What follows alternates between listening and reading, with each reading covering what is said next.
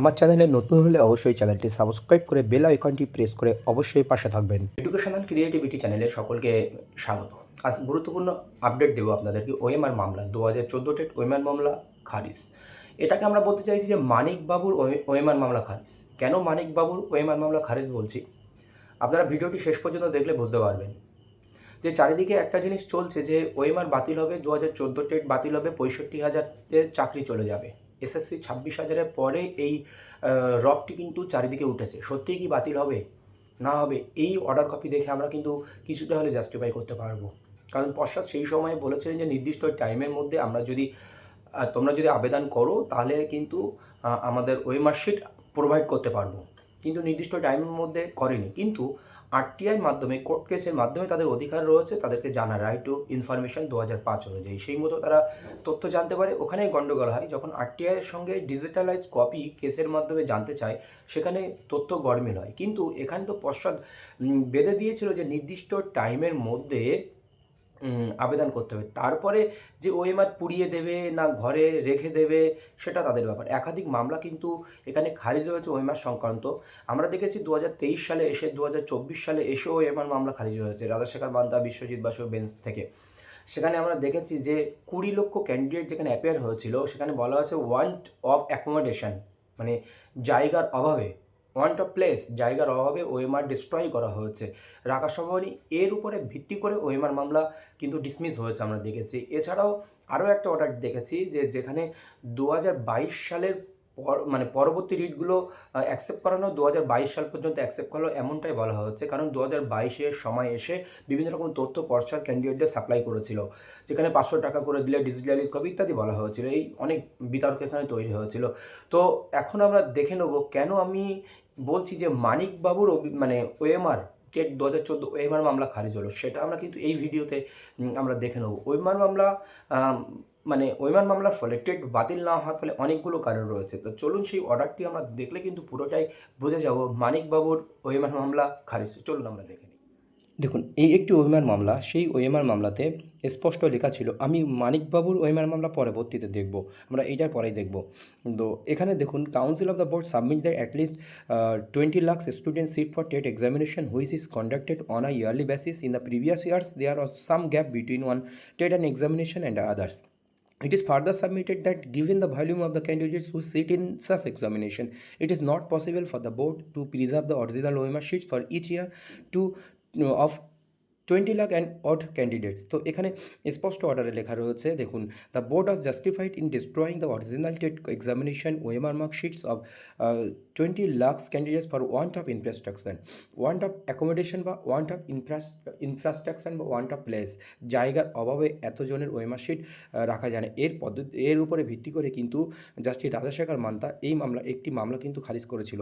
In that view of the matter no relief can be granted to the petitioner in the writ petition. The instant writ petition is disposed of without any orders. There will be no order as to costs. তো এর ভিত্তিতে কিন্তু এই order এটা dismiss হচ্ছে 2024 সালে এসে। তো এখানে দেখুন, রাজাশেখর মান্তার বেঞ্চে, আরও দেবাংশু বসাকের বেঞ্চে। এবার আমরা চলে যাব মানিকবাবুর ওএমআর মামলা খারিজ, সেটা আমরা দেখে নেব, খুবই গুরুত্বপূর্ণ।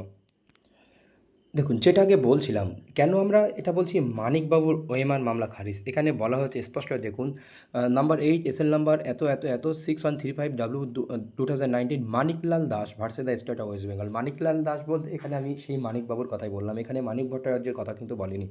তো এই জন্য বললাম মানিকবাবুর ওএমআর মামলা খারিজ হয়েছে। তারপরেও কি বাতিল হবে 2014 টেট? এইটাই হচ্ছে বলতে চেয়েছিলাম, এইটাই হচ্ছে মানিকবাবু। তো learned advocate appearing for the board submitted that the board is required to retain such information as per prescribed for the time stipulated in respect of primary teachers eligibility test 2014. The West Bengal Board of Primary Education by a notice dated September 14 and 2018 stated that no application will be entertained beyond November 9, 2016. November 9 এবং 2016-এর পরে কোনো application আমাদের গ্রহণযোগ্য হবে না, একটা notice September 14, 2018-তে জানিয়ে দিয়েছিলেন। The petitioner not having made any application under the right to information act 2015 within such stipulated period. এরপরে এই লাইনটা দেখুন স্পষ্ট করে, the petitioner not having made any application under the right to information act অনুযায়ী পিটিশনাররা নির্দিষ্ট টাইম পিরিয়ডের পরে কোনো আবেদন করতে পারবে না। রাইট টু ইনফরমেশন অ্যাক্ট অনুযায়ী the board is not oblige to provide such information, মানে বোর্ড বাধ্য নয় সেই তথ্য প্রদান করতে। In support of such content he relies upon a judgement and order date December 10, 2015 passed on এত Biswajit Ghosh versus the state of west Bengal, whereas the he submit that the same was upheld by the division বেঞ্চে সেই মামলাটি উঠেছিল।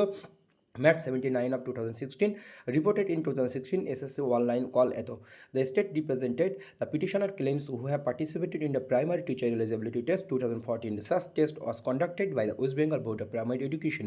The West Bengal Board of Primary Education by a notice dated September 14 and 2016 specified that the result of teacher eligibility test TET 2014 was supplied by 1 September 14 and 2014. All application under the right to information in 2005 with regard to marks obtained and supply of OMR datasheet regarded 2014 would be received for a period of 30 working days of the between the period of September 15 2016 and November 9 and 2016.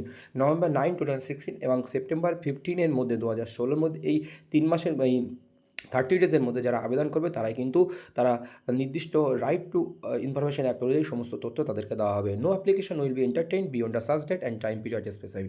এর পরবর্তী যে ডেটগুলোতে আবেদন করবে তাদের কিন্তু পশ্চাৎ বাধ্য নয় দিতে।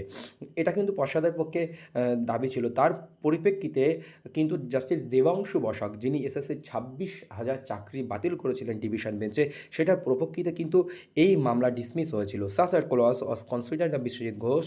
The court found that the obligation of the West Bengal Board of Primary Education to preserve the OMR date on the date stipulated in the notice government such matter, তাদের এই ওএমআর প্রিজার্ভ করার একটা নির্দিষ্ট date তারা দিয়ে দিয়েছিল, তারপরে কেন রাখবে, তোমার তো বলে দিচ্ছে আমি দেব না, নোটিশও করে দেওয়া হয়েছে। Such view was upheld by the division bench. In such circumstances, applying the ratio of Biswajit Ghosh, the obligation of the West Bengal Board of Primary Education to preserve the OMR sheet and the information sought for by the petitioner hearing expired on November 9, 2016. The application for information being made on a date subsequent thereto, no order need to pass on the board of supply of the information sought for the petitioner. In such circumstances এত dismissed, একদম স্পষ্ট বলা হয়েছে। No order as to cost urgent certified website copies of this order if applied for be made available to the parties upon the compliance of the request formalities. Debangshu বসাকের bench এই মামলা কিন্তু খারিজ করেছিল একটাই কারণে, পশ্চাৎ নোটিফিকেশান দিয়েছিল সেপ্টেম্বর 14, 2018 নির্দিষ্ট টাইমের মধ্যে তারা যদি আবেদন না করে বিয়ন্ড নভেম্বর 9, 2016 যারা আবেদন করবে তাদের আবেদন পশ্চাতের উত্তর দিতে বাধ্য নয়, পশ্চাৎ এটা বলে দেওয়া হয়েছে। তারপরেও কেন এই ওএমআর মামলা নিয়ে এখনও লাফালাফি চলবে, কেন বুঝতে পারছি না কী কারণে। তো দেখা যাক এখন কি হয়, কারণ কোর্ট কথা বললে বিভিন্ন তথ্য ইনফরমেশান আরও শো করা হবে, বিভিন্ন সিবিআই রিপোর্ট থেকে বিভিন্ন ব্যাপার আছে ইত্যাদি ইত্যাদি। এই হচ্ছে আপডেট। ধন্যবাদ।